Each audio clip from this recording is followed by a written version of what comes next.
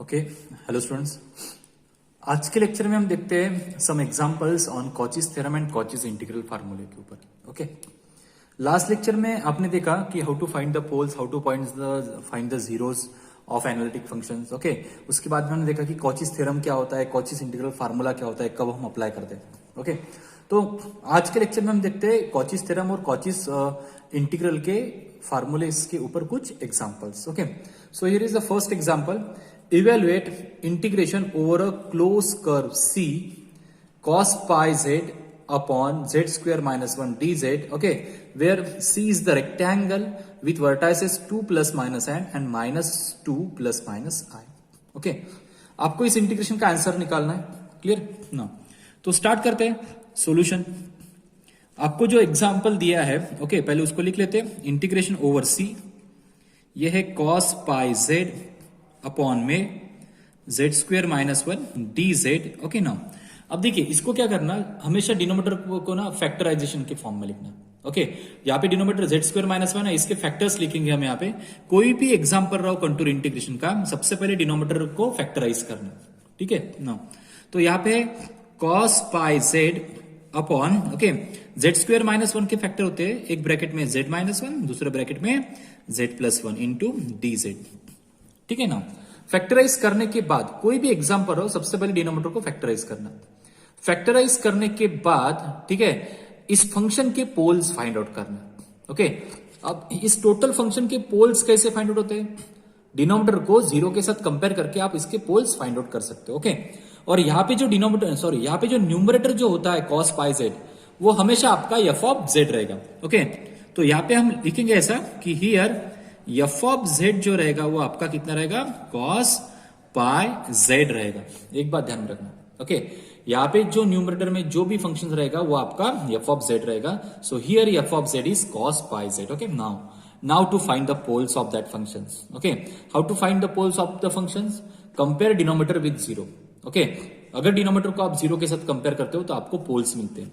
सो यहाँ पे z minus 1 into z plus 1 को जीरो के साथ कंपेयर करो।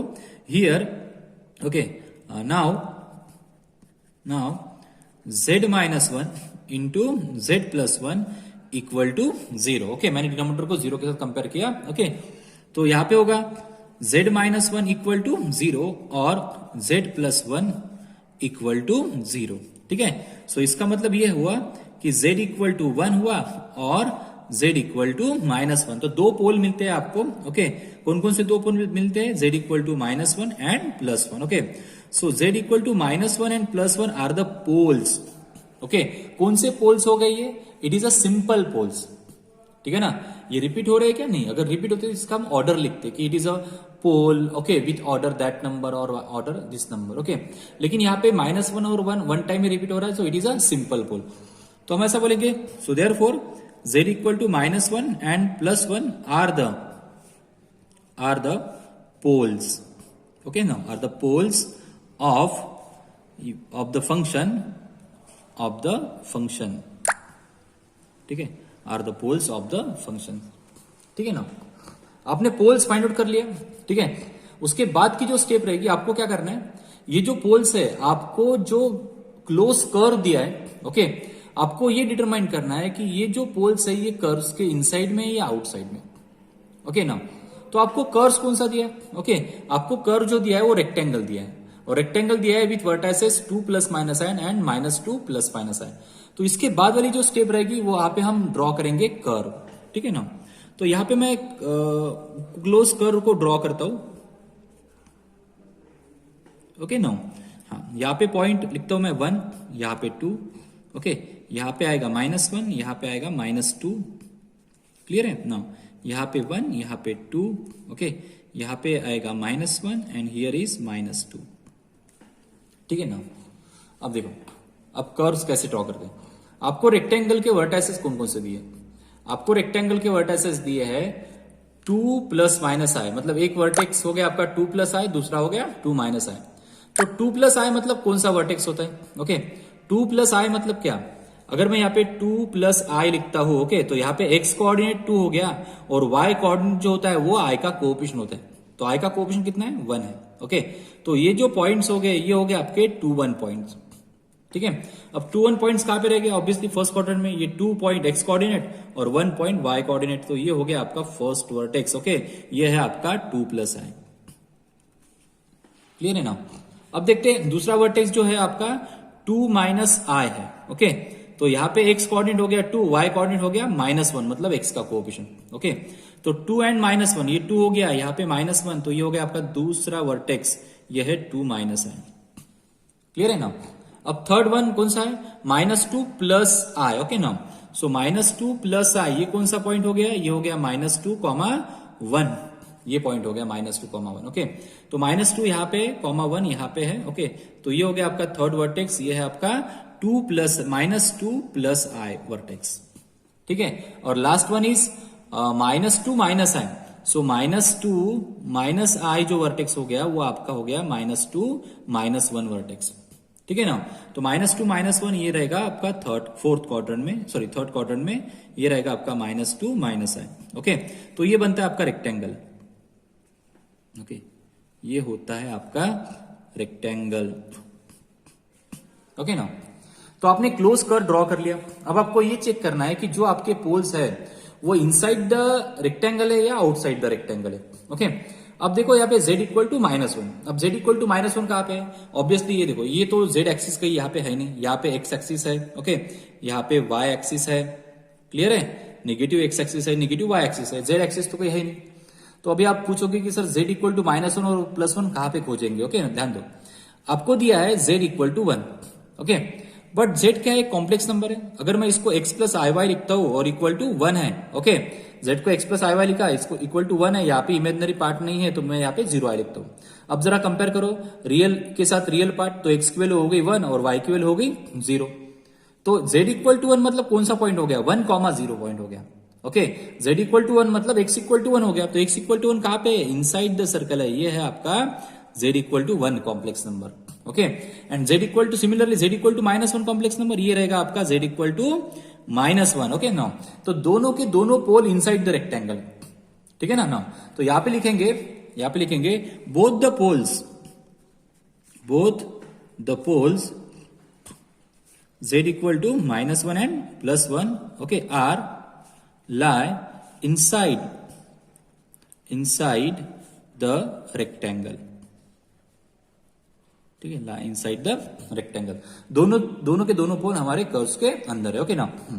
अब इसके बाद में स्टेप क्या करेंगे, अब लिखेंगे हमारा फंक्शन कौन सा है। Okay, so integration over close curve C, यहाँ पे f of z क्या है आपका, f of z आपका cos πz है। ओके ना, यहाँ पे कितना है, z² -1 है। ओके, यहाँ पे dz, तो integration over close curve C, यहाँ पे f of z upon, okay, यहाँ पे है z -1, यहाँ पे है z + 1।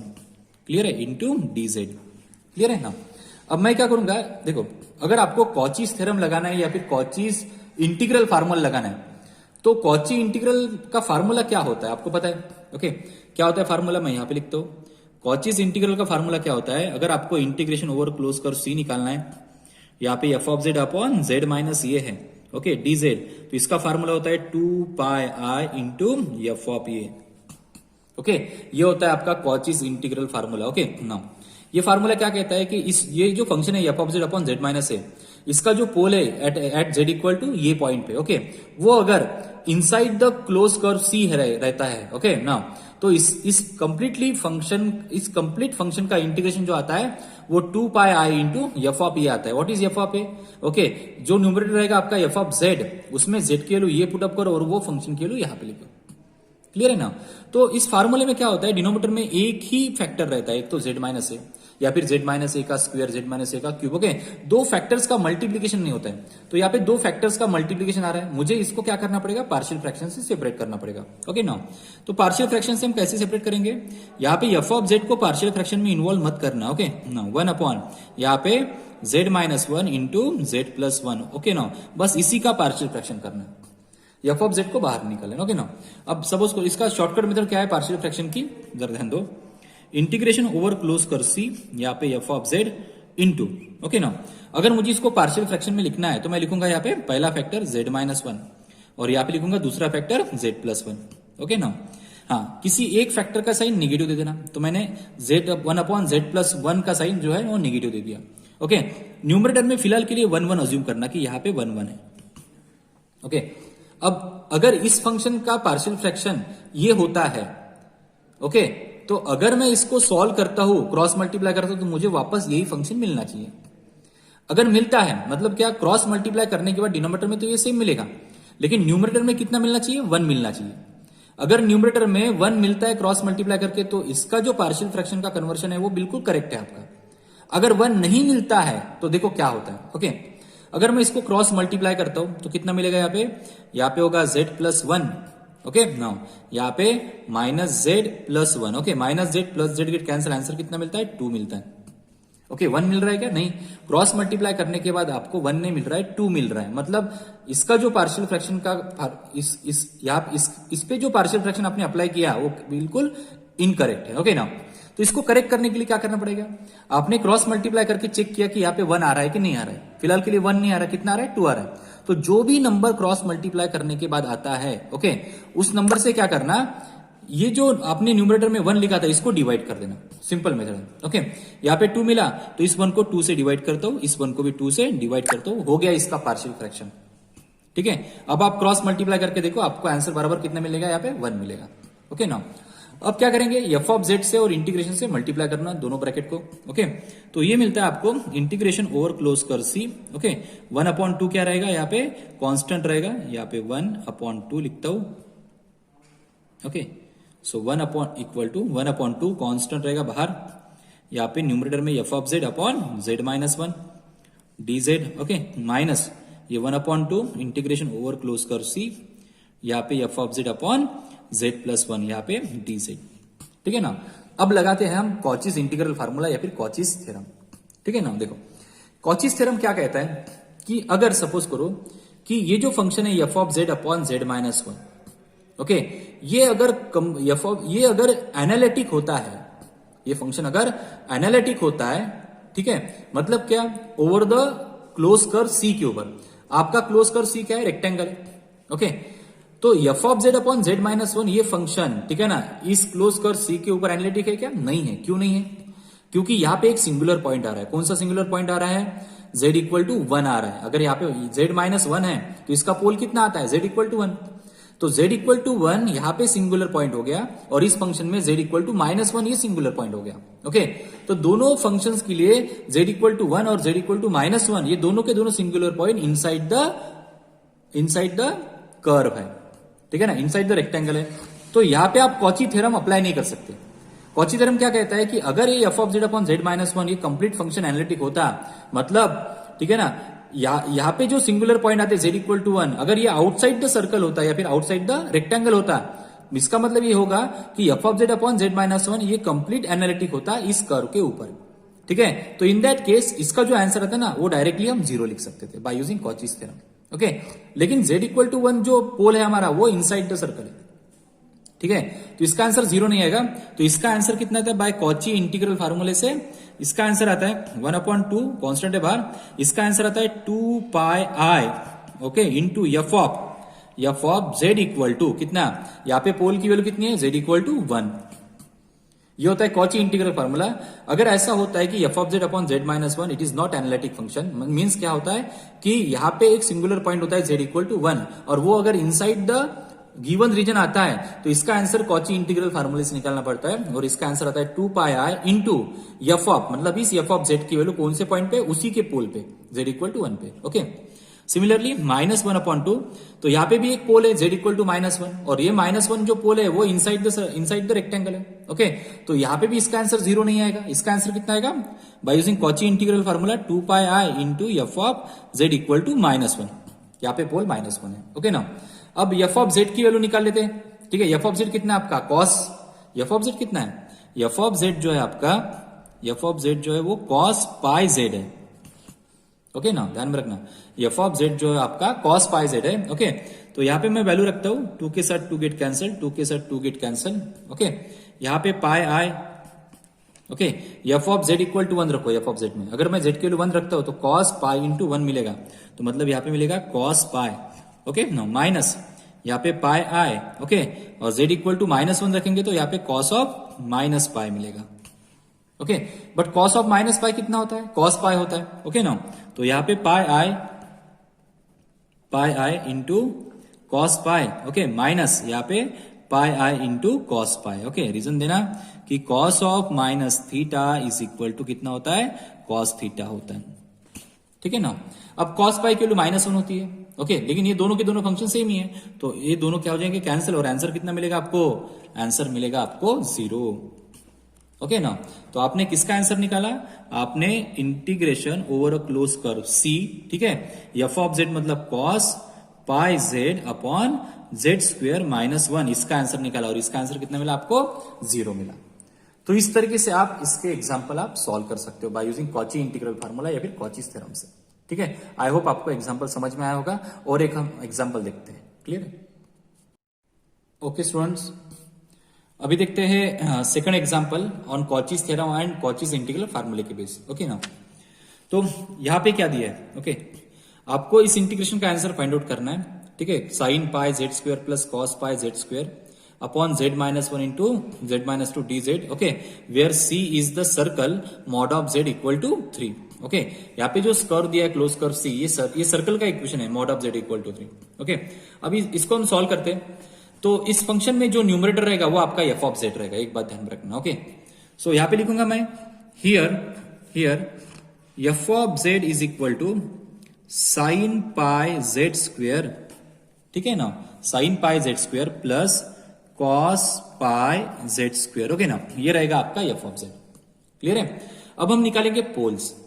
अब इस फंक्शन के पोल कैसे निकालते हैं? डिनोमिनेटर को 0 के साथ कंपेयर करके आप इसके पोल डिटरमाइन कर सकते हो, क्लियर है ना। अब डिनोमिनेटर को कैसे कंपेयर करेंगे? नाउ डिनोमिनेटर है z-1 इंटू z-2, इसको हम करेंगे 0 के साथ कंपेयर, ओके। तो देयरफॉर यहाँ पे पोल आते हैं आपके z इक्वल टू 1, 2, ओके। तो z equal to 1 and 2 are the poles, ठीक है ना, are the poles of given functions, ठीक है ना। नाउ तो z इक्वल टू 1 एंड 2 ये हो गए आपके पोल्स, ओके। अभी आपको चेक करना है कि ये जो पोल्स है ये इनसाइड द सर्कल है या आउटसाइड द सर्कल है, क्लियर है ना। नाउ तो आपका जो इक्वेशन दिया है, ओके ना, नाउ मॉड ऑफ z, देखो C is the circle, mod of z equal to 3, okay ना।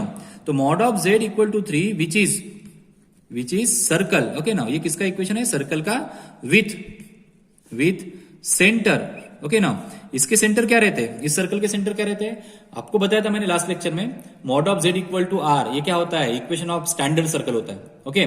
सो mod of z equal to 3 it is a equation of standard circle, और इस सर्कल के जो सेंटर होते हैं वो होते हैं ओरिजिन, मतलब 0, 0, एंड यहाँ पे जो रेडियस रहेगी वो रेडियस कितनी रहेगी? 3 रहेगी, ध्यान में रखना, ओके।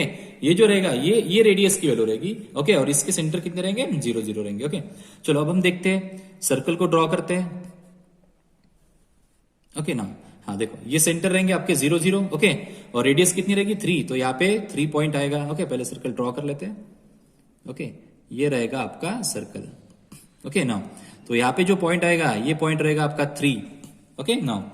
ये रहेगा आपका -3, ये रहेगा +3, ये रहेगा -3, क्योंकि रेडियस कितनी है? 3 है, ओके। और ये सेंटर जो रहेंगे वो रहेंगे आपके 0, 0, ओके ना।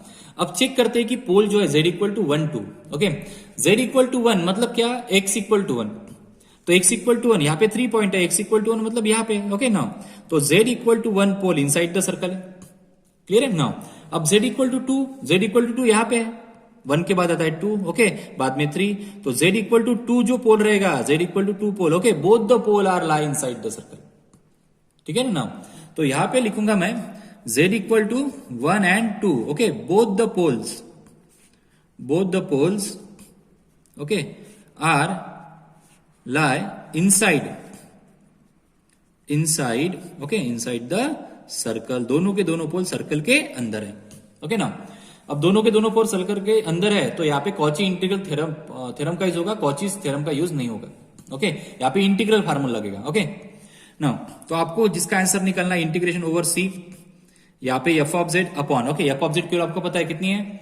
f ऑफ z मतलब आपका numerator sign pi z square plus cos pi z square upon यहाँ पे z-1, यहाँ पे z-2, ओके ना, यहाँ पे dz ना। अब हम क्या करेंगे, कॉची इंटीग्रल फार्मूला लगाने के लिए डिनोमिनेटर में ओनली एक ही फैक्टर होना चाहिए, यहाँ पे दो फैक्टर है। तो मैं क्या करूंगा, पार्शियल फ्रैक्शन से इसको सेपरेट कर दूंगा। ओके, दो अलग अलग टर्म बनाऊंगा। मतलब क्या, लेकिन पार्शियल फ्रैक्शन में एफ ऑफ जेड को इन्वॉल्व मत करना। सो इंटीग्रेशन ओवर सी, यहाँ पे F of Z, okay now यहाँ पे रहेगा 1 z minus 1 into z minus 2, यहाँ पे डी जेड, ठीक है ना। अब इसका पार्शियल फ्रैक्शन क्या होगा जरा ध्यान दो, इंटीग्रेशन ओवर सी, यहाँ पे एफ ऑफ जेड, ओके ना। इसका पार्शियल फ्रैक्शन कैसे करेंगे हम, डायरेक्ट मेथड से। यहाँ पे पहला फैक्टर लिखेंगे z माइनस 1, ओके ना। यहाँ पे दूसरा फैक्टर लिखेंगे z माइनस 2। किसी एक फैक्टर का साइन नेगेटिव देना, तो मैंने मिडिल वाले का साइन नेगेटिव दे दिया। यहाँ पे फिलहाल के लिए 1 अज्यूम करना कि यहाँ पे 1 है, ओके। यहाँ पे डी जेड, ओके ना। अब क्रॉस मल्टीप्लाई करके देखना, अगर क्रॉस मल्टीप्लाई करने के बाद न्यूमरेटर में 1 आता है, ठीक है ना, तो आपने जो लिखा पार्शियल फ्रैक्शन वो बिल्कुल करेक्ट है। अगर 1 नहीं आता है तो क्रॉस मल्टीप्लाई करने के बाद जो भी नंबर आता है ना, उस नंबर से क्या करना, इस 1 को डिवाइड कर देना, वो रहेगा आपका करेक्ट पार्शियल फ्रैक्शन। ओके, तो चेक करते हैं, 1 into z minus 2, Z minus 2, okay. यहाँ पे जेड माइनस 1 इंटू माइनस 1 कितना होगा, ये minus Z plus 1, okay. Minus Z plus Z get cancel, answer कितना मिला यहाँ पे, minus 2 plus 1, it is a minus 1। आपको कितना चाहिए था, 1, आपको मिला कितना, माइनस 1।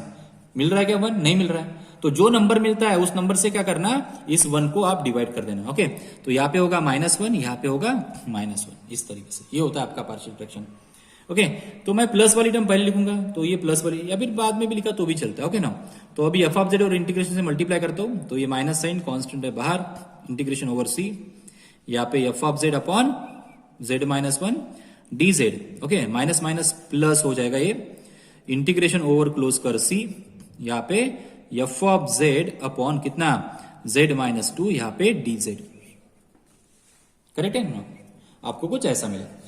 अब हम क्या करेंगे, देखो फर्स्ट टर्म, ओके, ये जो टोटल फंक्शन है f of z upon z minus 1, okay, which is not analytic completely on the given circle. क्यों, क्योंकि ये इसका जो पोल आता है z इक्वल टू 1, ओके, वो इनसाइड द सर्कल है। अगर z equal to 1 inside the circle है तो ये एनालिटिक नहीं हो गया, वहां पे एक सिंगुलर पॉइंट है z इक्वल टू 1। तो ऐसे इंटीग्रेशन डिटरमाइन करने के लिए हम यूज करते हैं कॉची इंटीग्रल फार्मूला, ओके ना। यहाँ पे भी z इक्वल टू 2 पोल पे, ठीक है ना, z इक्वल टू 2 ये एक सिंगुलर पॉइंट है और वो भी सर्कल के इनसाइड में, तो यहाँ पे हम यूज करेंगे कॉचीज इंटीग्रल फार्मूला। हाँ, अगर सपोज करो कि z इक्वल टू 1 और z इक्वल टू 2 ये आउटसाइड द सर्कल होते तो हम डायरेक्टली इस इंटीग्रेशन का आंसर 0 लिखते थे, क्यों, because of Cauchy's theorem, okay. Cauchy's theorem क्या कहता है कि अगर आपका कंप्लीट फंक्शन एनालिटिक है, ठीक है ना, ऑन अ गिवन रीजन पे, तो उस फंक्शन का इंटीग्रेशन कितना आता है, डायरेक्टली 0 आता है, ये कॉचीज थ्योरम कहता है। लेकिन यहाँ पे ये फंक्शन एनालिटिक नहीं है दोनों की दोनों, क्यों, क्योंकि यहाँ पे पोल एग्जिस्ट हो रहा है z इक्वल टू 1 और z इक्वल टू 2 पे, और दोनों पोल इनसाइड द सर्कल है, ओके। तो इसका आंसर आएगा कॉची इंटीग्रल फार्मूले से, ओके ना। तो ओके, तो इसका आंसर कितना आएगा, इसका आंसर आएगा माइनस यहाँ पे 2 pi i, okay, into f of, okay, function की वैल्यू कौन से पॉइंट पे, z equal to pole point पे, ओके। तो z इक्वल टू इस फंक्शन के लिए कौन सा पोल है, z इक्वल टू 1, तो यहाँ पे फंक्शन की वैल्यू z इक्वल टू 1 पे, प्लस यहाँ पे भी by using Cauchy integral formula, यहाँ पे होगा 2 pi i, okay, into function की value at z equal to pole पे, मतलब कौन सा पोल आएगा इसके लिए, 2 है, ओके। तो फंक्शन की वैल्यू z इक्वल टू 2 पे, ठीक है ना। अब हमारा फंक्शन कौन सा है वो चेक कर लेते हैं, ये माइनस 2 पाई आई, ओके ना। हाँ, अब हमारा फंक्शन कौन सा है, हमारा फंक्शन है ये sign pi z square plus cos pi z square, okay. तो यहाँ पे हम z की वैल्यू क्या पुटअप करेंगे, 1 एंड 2, ओके। तो इस फंक्शन में मैं पुटअप करता हूं, so our function is sine pi z square plus cos pi z square, तो यहां पे आएगा sine pi 1 square plus cos pi 1 square, ठीक है ना। ये होगी z इक्वल टू 1 पे वैल्यू फंक्शन की, प्लस यहाँ पे 2 pi i, okay now, into यहाँ पे भी फंक्शन की value at z equal to 2 पे, तो यहाँ पे होगा sine pi 2 square plus cos pi 2 square, इस तरीके से, ठीक है ना। अब वैल्यू इवेल्युएट करते हैं, minus 2 pi i into, okay ना, यहाँ पे कितना हो जाएगा, यहाँ पे होगा साइन पाई की वैल्यू कितनी होती है, 0, प्लस कॉस पाई की वैल्यू होती है -1, प्लस यहाँ पे 2 पाई आई, ओके ना। हाँ, साइन यहाँ पे 4 पाई होगा, साइन 4 पाई 0 होता है, ओके, प्लस यहाँ पे कॉस 4 पाई की वैल्यू होती है 1, ठीक है ना।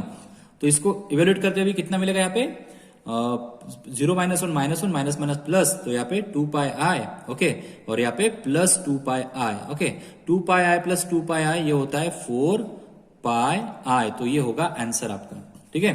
सो therefore integration over close curve C, okay, sine pi z square plus cos pi z square upon z minus 1 into z minus 2 into d z is equal to, ये कितना होगा, it is 4 pi i, like that, okay.